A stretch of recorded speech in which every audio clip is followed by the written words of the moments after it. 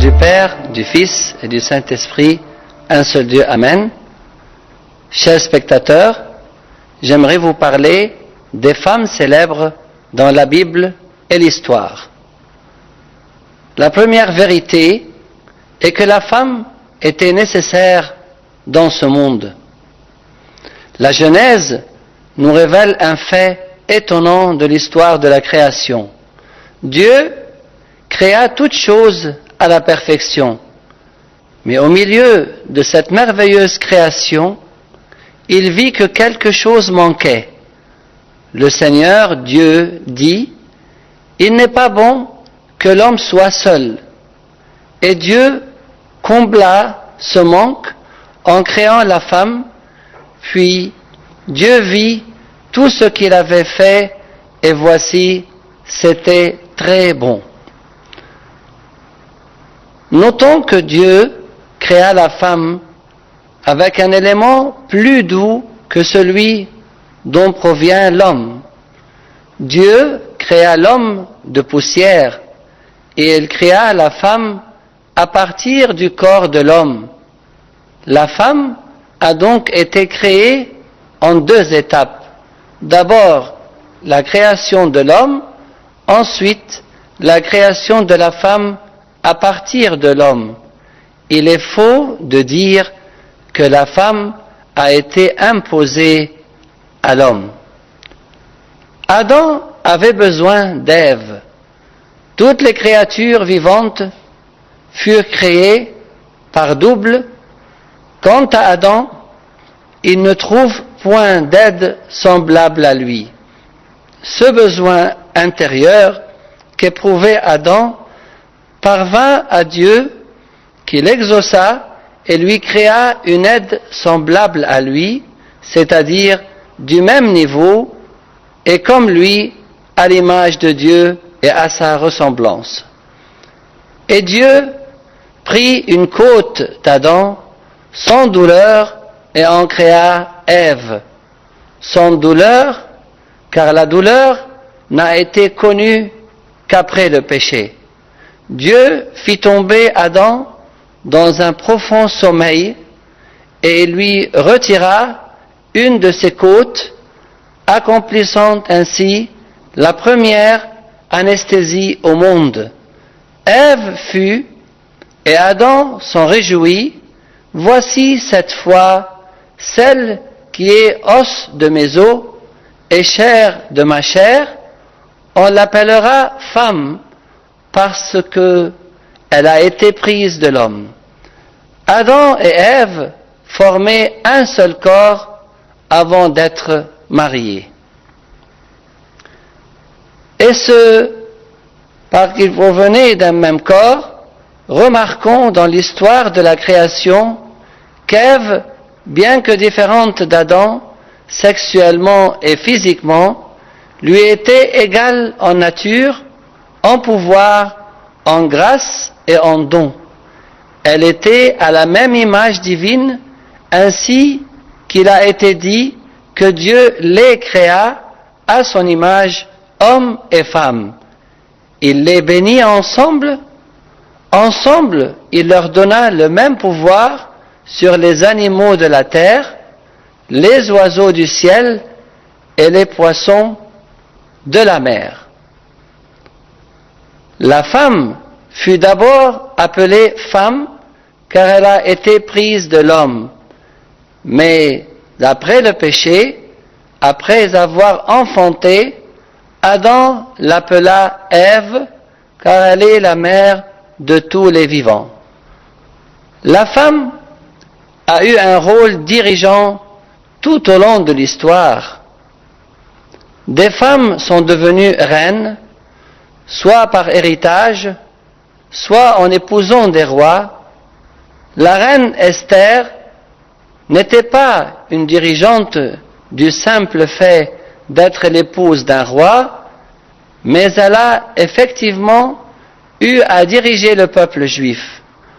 Dans l'histoire de l'Égypte, nous connaissons la reine Hatshepsut, qui a pu, par la force de sa pensée et de sa personnalité, exercer son ascendant sur tous ses frères qui étaient rois. De même, la reine Cléopâtre a pu soumettre tous les rois qu'elle a fréquentés. Dès le commencement, la femme a eu un rôle dirigeant.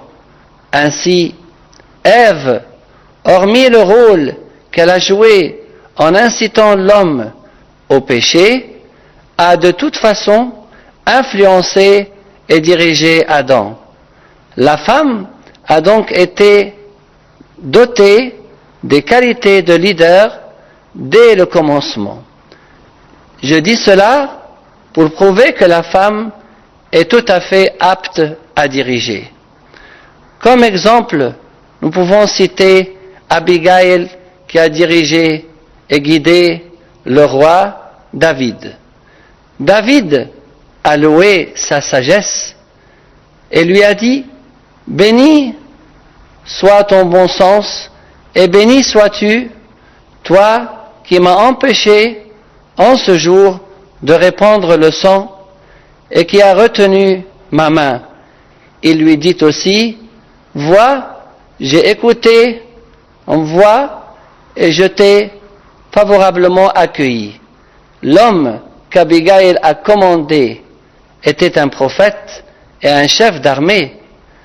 L'Esprit de Dieu était sur lui et il était loin du Seigneur.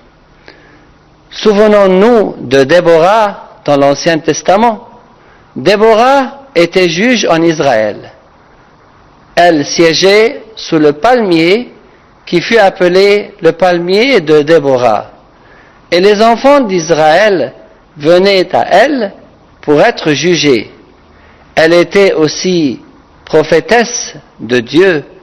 Elle dirigea le peuple d'Israël et même le chef de son armée, Barak, fils d'Abinoam, qui refusa de partir au combat sans elle, et lui dit « Si tu viens avec moi, j'irai, mais si tu ne viens pas avec moi, je n'irai pas. » Déborah vint avec Barak, et elle fut à l'origine de la victoire d'Israël et de l'écrasement de Sisera. Souvenons-nous aussi de sainte Macrina, qui guida spirituellement ses frères qui étaient des saints. Elle était la mère spirituelle de saint Basile le Grand, archevêque de Césarée. Elle était aussi le guide spirituel de son frère saint Grégoire de Naziance et de son frère saint Pierre, évêque de Sébaste. Enfin, elle était la mère spirituelle de nombreuses moniales. Plusieurs saintes étaient des guides pour des moines et des moniales. Ainsi, sainte Mélanie, la célèbre moniale, était le guide spirituel de saint Mar-Ogris. De même, sainte Sarah, mère Sarah, était la conseillère de nombreux moines qui se confiaient à elle. N'oublions pas sainte Démiana, moniale et martyr, qui a conduit son père au repentir et au martyre. Enfin, parmi les femmes douées d'autorité, citons sainte Monique. Par le bon exemple, par ses prières et ses larmes, elle a conduit son fils Augustin à la vie de la foi et du repentir. Par ces exemples, je veux montrer que la femme n'est pas moins apte à diriger que l'homme. Dans le même ordre d'idées, la femme ne manque ni de courage ni de foi. Combien de femmes martyrs, à travers l'histoire, ont enduré les pires souffrances. De manière générale, la femme est réputée endurante. Citons Mère de Laguy, qui a vu ses enfants égorgés sur ses genoux, alors qu'elle les exhortait au martyre. Citons aussi Mère Sophie, qui a encouragé ses 3 filles au martyre, et Sainte Théodora, qui a été conduite de force dans une maison de prostitution et a été sauvée par un jeune homme vêtu en soldat.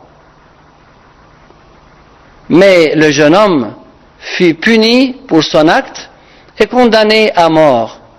Quand sainte Théodora l'apprit, elle accourut et lui dit « Veux-tu me voler ma couronne ?» Et elle se présenta au martyr.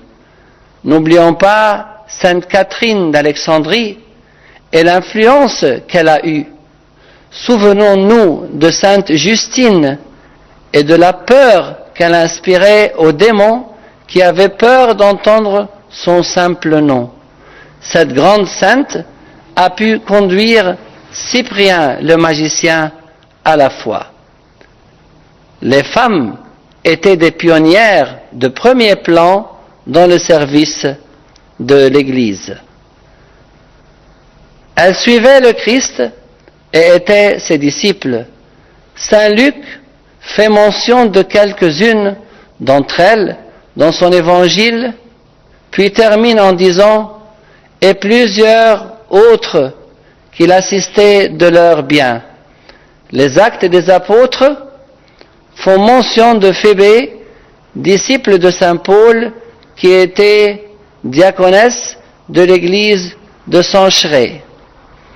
Elle aidait les autres et a écrit certaines des épîtres de saint Paul.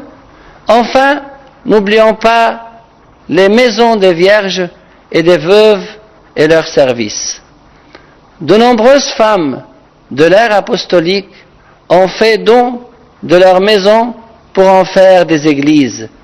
La maison de la mère de saint Marc est devenue la première église de la chrétienté. À la fin de son épître aux Romains, saint Paul demande « Saluez Prisca et Aquila, mes compagnons d'œuvre en Jésus-Christ, qui ont exposé leur tête pour sauver ma vie, l'Église qui est dans leur maison. » N'oublions pas la première de toutes ces femmes, la Vierge Marie. Dès que sainte Élisabeth entendit la salutation de Marie, elle fut remplie de l'Esprit Saint et l'enfant tressaillit de joie dans son sein. Dans la louange, nous chantons « Tu t'es élevée, Marie, au-dessus des chérubins, et tu as dépassé les séraphins. » Dans nos hymnes, la Sainte Vierge est citée avant les archanges. Marie représente la virginité, Élisabeth représente le mariage, et Anne, la prophétesse, représente le veuvage. Elles font toutes partie de l'histoire de la nativité du Christ, et gloire à Dieu éternellement et à jamais. Amen.